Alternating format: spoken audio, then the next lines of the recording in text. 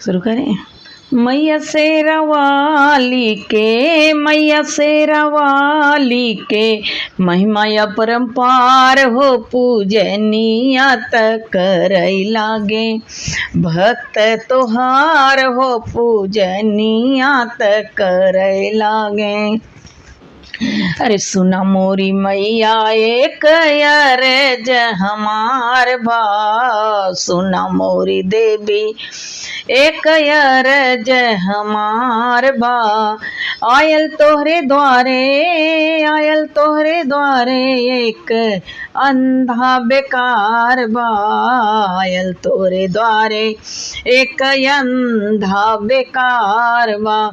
अंधा के नैना देके कर उपकार हो, पूजनिया तक करई लागे। भक्त तोहार हो, पूजनिया तक करई लागे।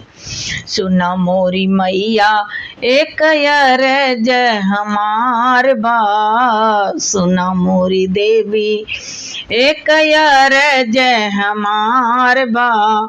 आयल तोहरे द्वारे एक लंगड़ा बेकार बा। आयल तोहरे द्वारे एक लंगड़ा बेकार बा। लंगड़ा के पैर देके कर उपकार हो, पूजनिया तक करई लागे।